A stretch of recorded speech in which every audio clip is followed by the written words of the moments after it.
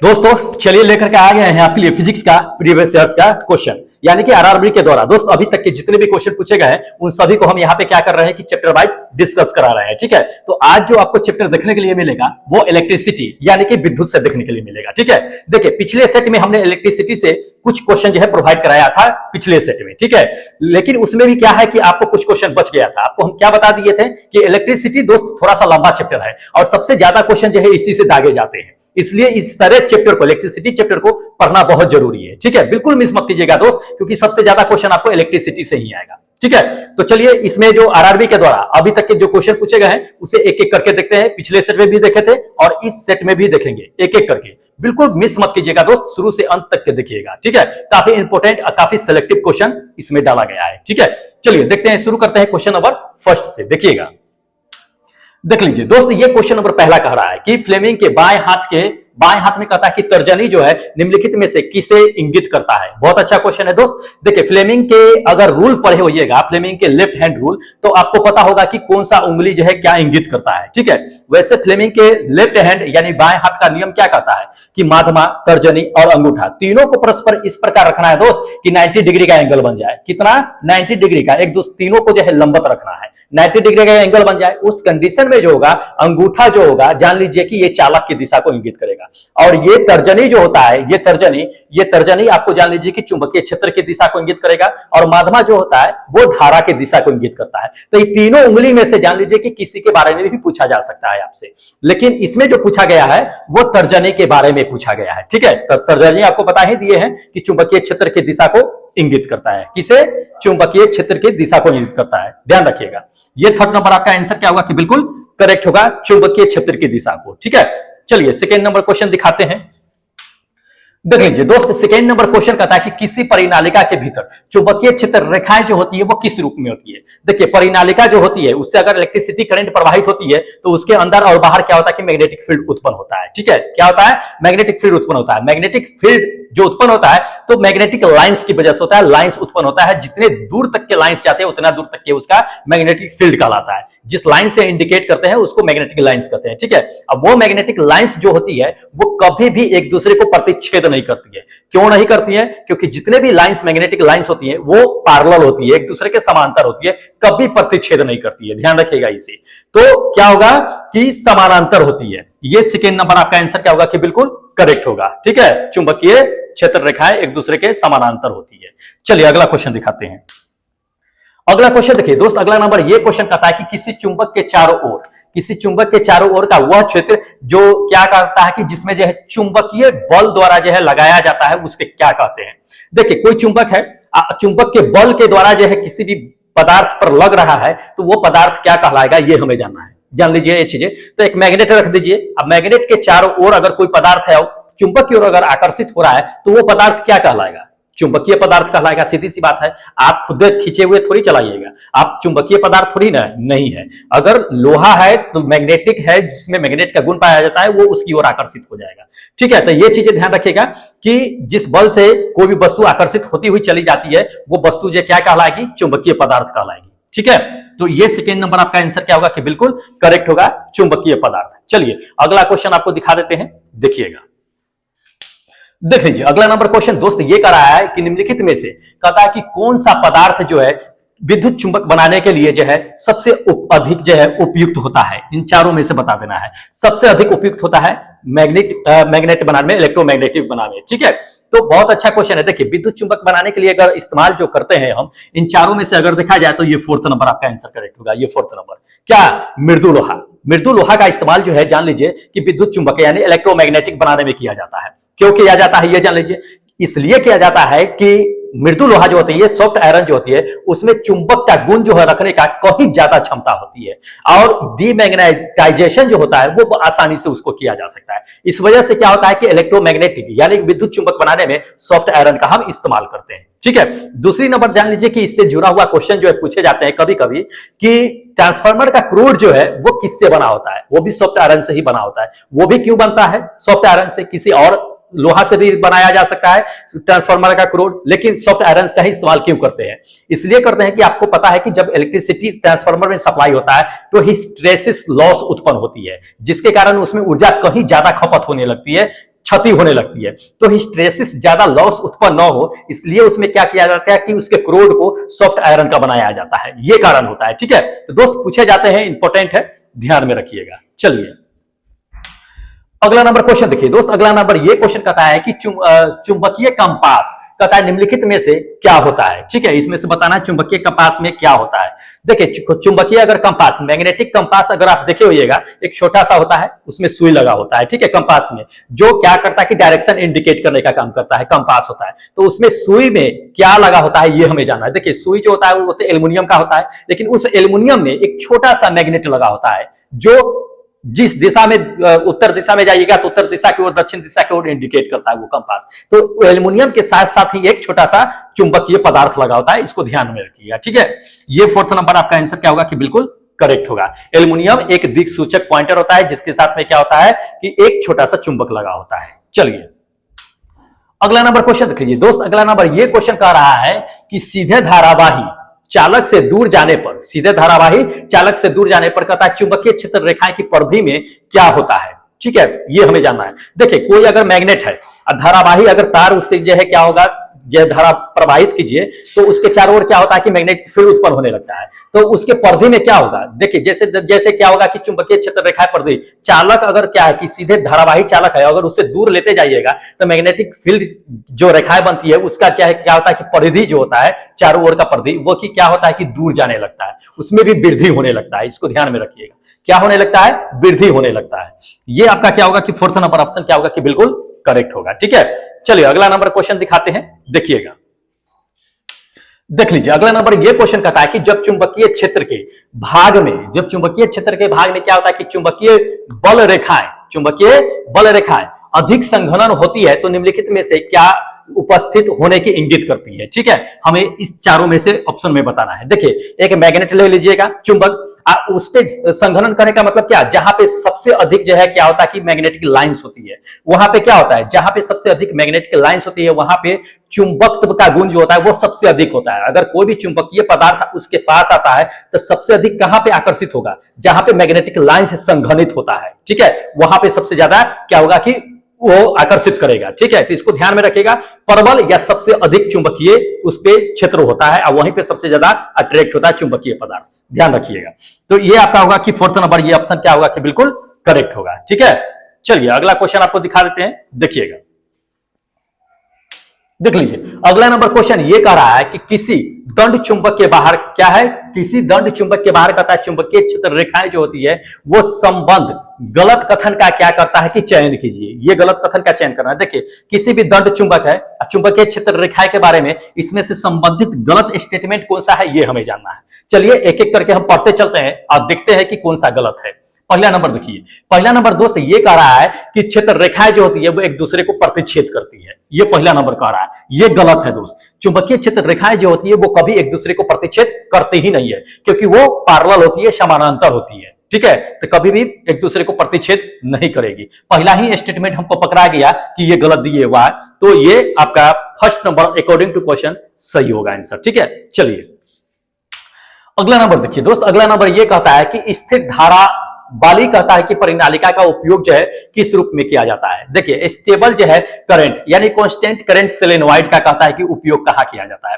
जिस सोलेनोइड से या जिस परिनालिका से क्या होता है कि धारा स्टेबल रहता है, फ्लक्चुएट नहीं करता है, तो उसमें उसका उपयोग कहां किया जाता है, उसका उपयोग वहां किया जाता है जहां पे हमें क्या होता है कि लगातार चुंबकीय क्षेत्र प्राप्त करना हो।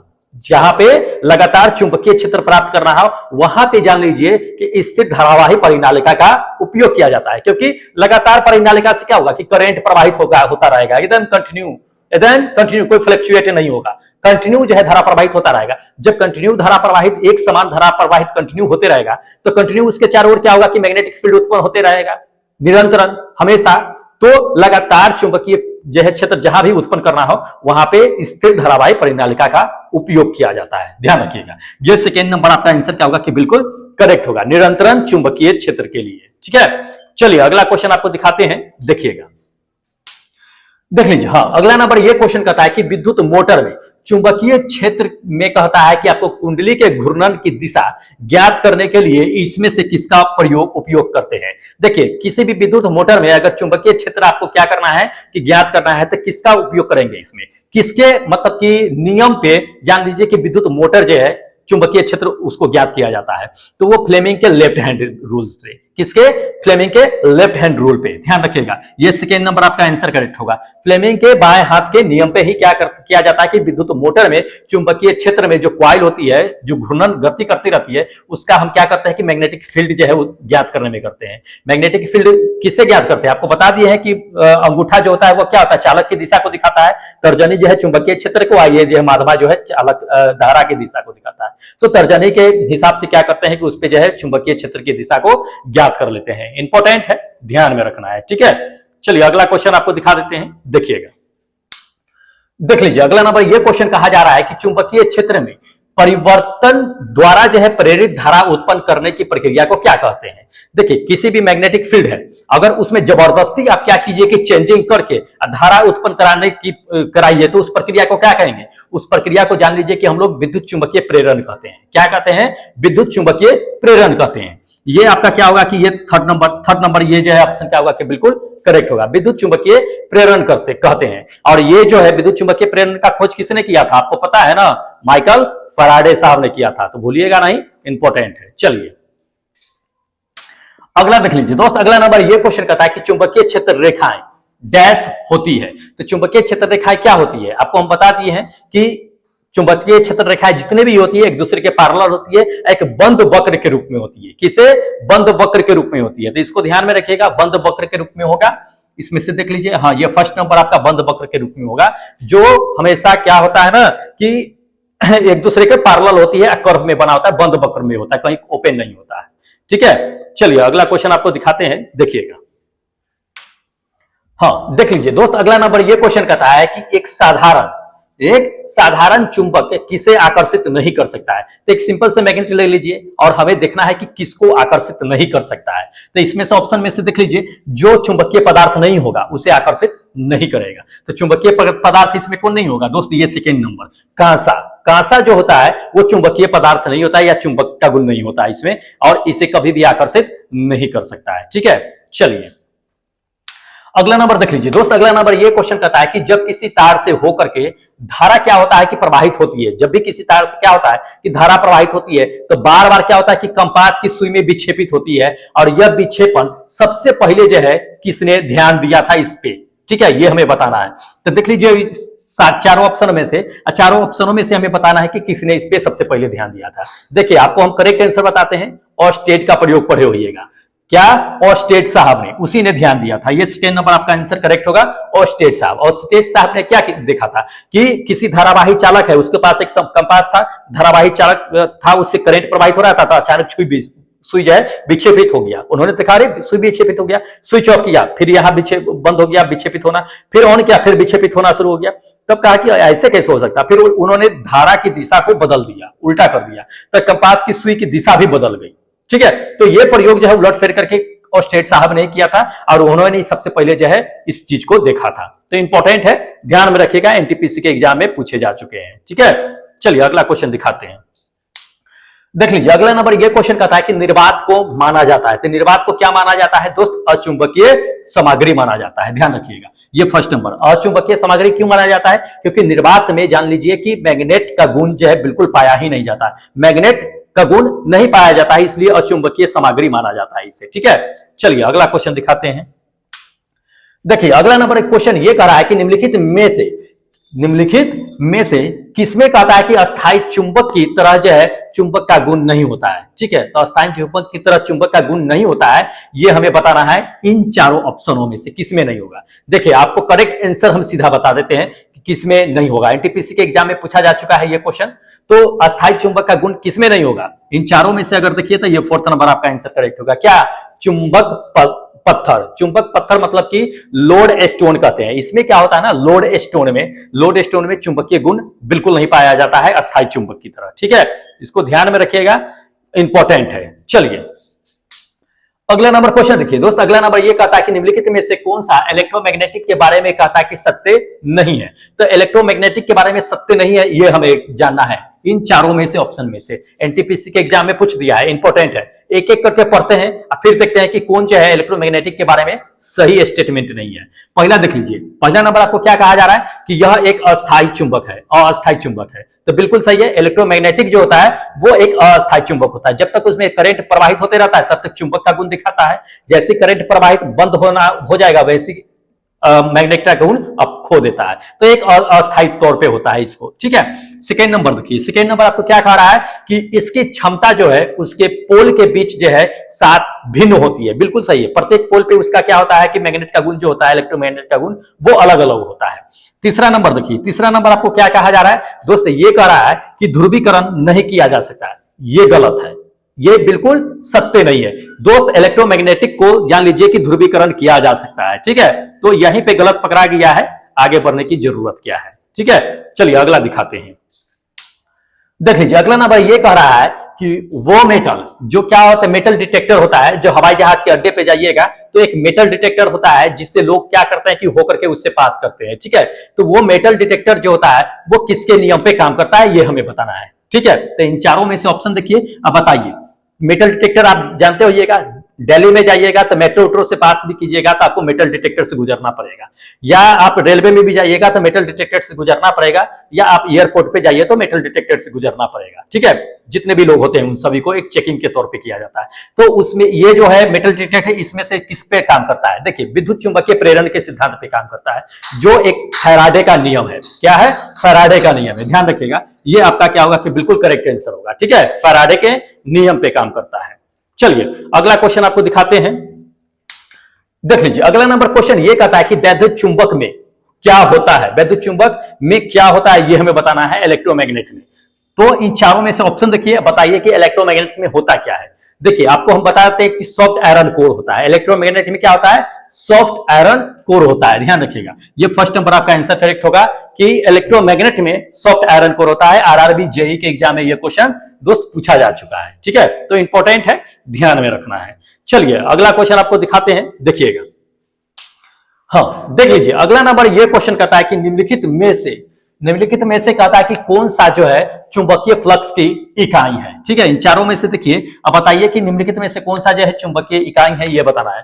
देखिए अगर आप पढ़े होइएगा चुंबकीय इकाई मैग्नेटिक फ्लक्स का ऐसा यूनिट क्या होता है तो आपको पता होगा। देखिए मैग्नेटिक फ्लक्स का ऐसा यूनिट क्या होता है दोस्त? वेबर होता है। क्या होता है? वेबर होता है, ध्यान रखिएगा। ये आपका थर्ड नंबर आंसर क्या होगा कि बिल्कुल करेक्ट होगा, वेबर, ठीक है। तो ध्यान रखिएगा, काफी इंपोर्टेंट क्वेश्चन है और जेईई के एग्जाम में भी ये पूछा जा चुका है, आने की संभावना बहुत ज्यादा है, ठीक है। देखिए जितने भी ये सिलेक्टेड क्वेश्चन है और ये रिपीट होते रहते हैं, आने की संभावना है आप लोगों को, ठीक है। चलिए अगला क्वेश्चन देखते हैं, देखिएगा।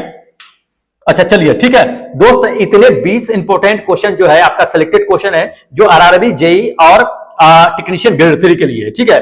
तो दोस्त इसे क्या कीजिएगा कि पढ़ लीजिएगा, नोट्स तैयार कर लीजिएगा, क्योंकि काफी सिलेक्टेड क्वेश्चन है और आने की संभावना आप लोगों की ज्यादा है। देखिए हम इसलिए चैप्टर इसको इलेक्ट्रिसिटी ले लिया है कि आप लोगों का एग्जाम काफी करीब है, एग्जाम काफी करीब है। हमें वैसे ही चैप्टर पढ़ना चाहिए जो सिलेक्टेड है, सबसे ज्यादा उससे क्वेश्चन पूछे जाते हैं। बाकी और सब तो नॉर्मली पढ़ ही लिए होइएगा। तो उसी चैप्टर को हम क्या कर रहे हैं कि यहाँ पे रिपीट करते जा रहे हैं, ठीक है, इंपॉर्टेंट चैप्टर को।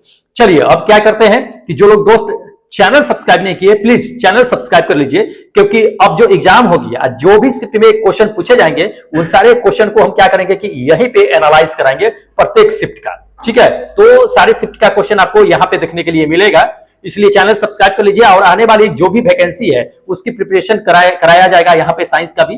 तो बिल्कुल देर मत कीजिए, क्योंकि तैयारी तो करनी है, जॉब तो लेनी ही है, तो पढ़ते हैं तो क्यों ना मन लगा के पढ़ते रहे, ठीक है।